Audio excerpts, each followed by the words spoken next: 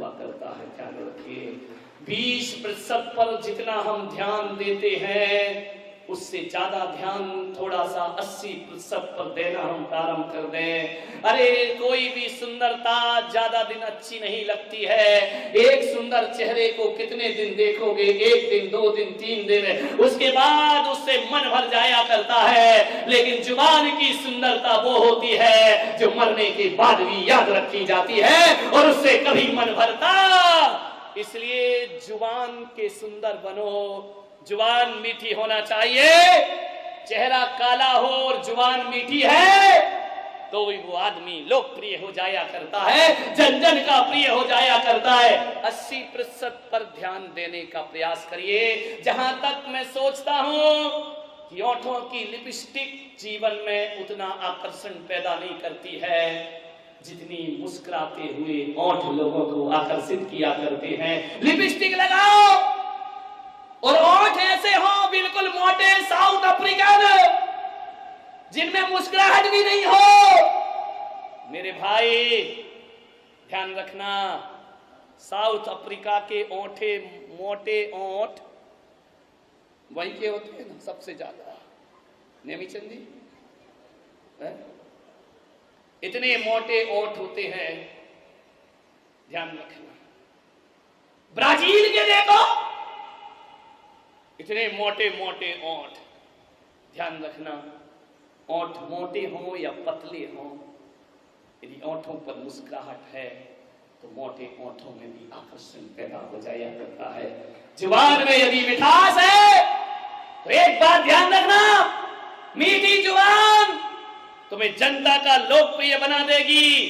और जुबान में यदि मिठास नहीं है, कितनी भी ओंठों पर लिपस्टिक रहे उसका कोई फर्क नहीं पड़ा करता है।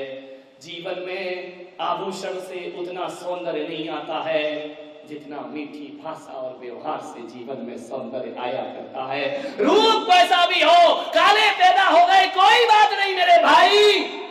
क्या हुआ काले पैदा हुए तो? काला आदमी भी अच्छा लगता है यदि जुबान का मीठा होता है, तो गोरा आदमी भी बेकार है यदि जुबान का तीखा हुआ करता है। जुबान मीठी होना चाहिए, मीठी जुबान। क्यों आते हैं मेरी प्रवचनों में लोग भाग भाग कर? क्या देता हूं मैं?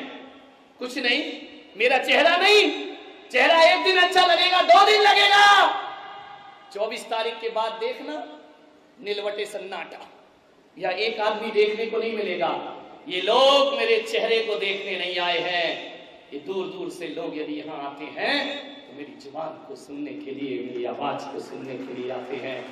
नाम गुम जाएगा, चेहरा ये बदल जाएगा, मेरी आवाज ही है पहचान मेरी, घर याद रहे। ध्यान रखिए, दहेज ऐसा राक्षस है, घरों को बर्बाद किया करता है। नौजवानों, किसी की दौलत पर बुरी नजर मत रखिए। दुल्हन ही दहेज है, ध्यान रखना। मैंने एक दिन कह दिया कि दुल्हन ही दहेज है। एक छोरा कमरे में आ गया, बोले महाराज आपने कहा था दुल्हन ही दहेज है। मैंने कहा हाँ। तो बोले एक ट्रक के पीछे लिखा था दहेज लेना पाप है। बोले एक ट्रक के पीछे लिखा दहेज लेना पाप है। तो मैंने कहा क्या कहता है? बोले आप कह रहे दुल्हन दहेज है और मैं कह रहा हूं दहेज लेना, इसलिए दुल्हन मत लो, बिना दुल्हन के भी नोट मिले तो आने। ध्यान रखिए मान्यवर, खूब प्रवचन सुने, खूब माला फेरी, खूब पूजा की। बहु बेटी में भेद की रेखा रखोगी और बहु बेटियों में यदि भेद रखोगी और लड़के की ससुराल से धन की आस रखोगी, पाखंड है तुम्हारा पूजा पाठ धन दौलत। मान्यवर, दहेज लेने का मतलब है अपने बेटे को बेच देना, खुलेआम बेचना मांस का व्यापार है। एक बात ध्यान रखना, शराब पीना ही पाप नहीं है, मांस खाना ही पाप नहीं है, झूठ बोलना ही पाप नहीं है, दहेज लेना भी दुनिया में महापाप हुआ करता है। इसका बहिष्कार होना चाहिए, इसका जमकर प्रतिकार होना चाहिए, क्योंकि आपके एक दहेज के कारण गरीबों के घर का दिया बुझ जाया करता है। ध्यान रखिए, दीजिए दहेज। आपको लगता है, दिक्कत तो ये होती है कि एक लाखपति सोचता है कि करोड़पति मिलना चाहिए, करोड़पति बेटी का बाप सोचता है अरबपति मिलना चाहिए, और आप बोलिए एक लाखपति लाखों रुपए करोड़पति को देता है। विचार तो करो, सोचो, जिसे पैसों की जरूरत नहीं है, जिसके पास पैसा बहुत, उसे लाखों रुपए दे देगा। एक करोड़पति करोड़ रुपए अरबपति को देता है। इतना दहेज देने का शौक है ना, तो एक सुशील और इज्जत वाला लड़का हो और निर्धन हो, एक करोड़पति को तुम्हारे लाख की जरूरत नहीं है, उस निर्धन को दो, उसका घर बसा दो और अपनी बेटी के हाथ उसके साथ पीले कर दीजिए। विचार करिए, करोड़पति बिगड़े लड़के से बेटी देने से अच्छा किसी संस्कारित गरीब लड़के को अपनी बेटी दे देना चाहिए। उसको व्यापार करा दो। दहेज इसीलिए तो आएगा कि एक करोड़पति अपने से कम वाले को अपने जैसा बना ले, आश्रित जन को निस्सम कर दे, धनी लोग धन धरनी से, और नहीं करें तो उन्हें लाभ क्या उन धनिकों की। धनवान तो वो होता है जो निर्धन को अपने जैसा बनाता है। लेकिन लड़की का बाप सोचता है अरबपति के यहां जाना चाहिए, पैसे वाले को पैसा क्यों देते हो, किसी गरीब इज्जत वाले को पैसा दीजिए। यदि उस लड़के के पास अच्छे गुण हैं, अच्छे संस्कार हैं, धर्म के रीति रिवाजों से चलता है, पैसा नहीं है, तो एक अरबपति को अपनी बेटी उसे दे देना चाहिए और कहना चाहिए कि ले बेटा, ये पैसा तुझे देता हूं, तू व्यापार जमा, और जिस दिन तेरा व्यापार जम जाए उस दिन ये पैसा मुझे वापस लौटा देना, ताकि जिंदगी में तुझे ये एहसास ना रहे कि मैं सास ससुर के टुकड़ों में पल रहा हूं। ध्यान रखिए, सोचना है, अच्छा बनाओ, उसे अपने जैसा बनाओ, तब तो तुम्हारा दहेज लेन देन सार्थक होगा। मेरा आपसे निवेदन है, और ऐसी प्यारी प्यारी बातें बोलेंगी, हीरा सा बेटा। जब हीरा सा था तो तेरे दिमाग में कीड़ा सा पड़ रहा था, अपनी लड़की दे देती। ध्यान रख, ये घरों में आग लगाने के काम है। मिले नहीं मिले दहेज, तुझे क्या लेना देना है। मंदिरों में बैठकर घंटा भर इसमें लगता है। तुम क्या सोचती है 2-2 घंटे धर्म करके आ रही है? बिल्कुल नहीं, बुढ़िया पुराण खुला रहता है। ध्यान रखिए, सोचिए आप कैसे घरों को आग लगाई जाती है। हीरा सा बेटा कौड़ी के भाव बेच दिया, मेरा होता लाखों रुपए लेती मैं दहेज में। ध्यान रखना, विचार करो, एक इतनी अच्छी सास के कान में कचड़ा डाल दिया, क्यों किसी का घर उजाड़ती हो। एक सास बैठकर मंदिर में बहू की बुराई कर रही है, मैं पहुंच गया, मैंने कहा क्या कर रही हो यहां बैठ करके। बोले महाराज कुछ नहीं कर रहे। तो मैंने कहा बहू की बुराई कर रही थी ना तू यहां बैठ के अभी। बोले महाराज आपने ही तो कहा था। अरे मैंने कहा मैंने कब कहा बहू की बुराई कर। बोले आपने ही तो कहा था कि एक गृहस्थ को दिन भर में एक बार आलोचना पाठ जरूर पढ़ना चाहिए। दर्द तेरे की माथा ठोक। मैं बोले मैं तो आलोचना पाठ कर रही हूँ, मैं बहू की आलोचना कर रही हूँ। अरे मेरी अम्मा, मैंने कहा आलोचना ही पढ़ेगी कि कभी सामायिक पाठ भी पढ़ेगी जिंदगी में। विचार करिए आप, जिस घर में स्त्रियां होती हैं और पति आदमी झाड़ू लगाए, रिद्धि सिद्धि बाहर चली जाती है। मैं झाड़ू लगा दूंगी कोई बात नहीं है। बेटे ने कहा नहीं मां, मेरे होते तू झाड़ू नहीं लगाएगी, ला झाड़ू मैं लगाऊंगा। मां ने कहा नहीं बेटा, जब तक हाथ पैर चल रहे हैं मैं झाड़ू। दोनों में तू मैं हो गई, झाड़ू पकड़ के खींचने लगे। बेटे ने कहा मैं लगाऊं, मां ने कहा, आवाज चली गई बहुरानी के पास, झट से उठी दरवाजा खोला। कमबख्त लोग सोने भी नहीं देते शांति से। झरोखे में से बोली क्यों झगड़ा कर रहे हो सवेरे सवेरे, मेरी नींद डिस्टर्ब कर दी तुम लोगों ने।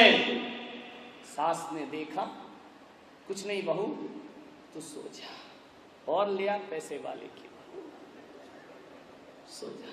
बहू ने कहा बात क्या है, झगड़ा क्यों हो रहा है सुबह सुबह। बोले देखना बेटा, ये तेरा पति कहता है मैं झाड़ू लगाऊंगा, और मैं कहती हूं जब तक घर में महिला है मैं झाड़ू, और मेरे हाथ पे चल रहे मैं लगाऊंगी।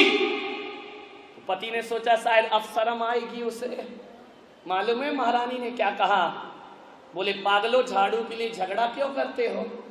इतनी लड़ाई कर रहा इतने से काम के लिए। तो बोले क्या किया जाए? बोले आपस में बांट लो, एक दिन तुम लगा लिया करो, एक दिन तुम लगा लिया करो। और जाकर के फैसला देकर बहू रानी आराम से सो गई। जान रखिए, विचार करिए, उसको काहे की शर्म, ध्यान रखना। बहू लाओ, बहू रानी मत लाओ। माँ बेटे में झगड़े हो जाते हैं, आप दोनों में झगड़े नहीं होते हैं? बोले नहीं, हम लोग कभी नहीं लड़ते हैं। कबीर से पूछा वो मंत्र बताओ कि हम भी अपने घर में ना झगड़े। कबीर ने कहा कि बैठो, आए हो, स्वागत है, बैठो मेरी कुटिया में। कबीर ने अपनी पत्नी को आदेश किया कि अरे भाग्यवान, सुनती है? दोपहर के 12 बज रहे थे। कबीर ने कहा लालटेन जला के ला। पत्नी आई, लालटेन जलाई और रख दी। जिज्ञासु ने कहा पागल है क्या ये? इसीलिए झगड़े नहीं होते, लगता है कबीर तो पागल है ही, ये पत्नी महापागल है।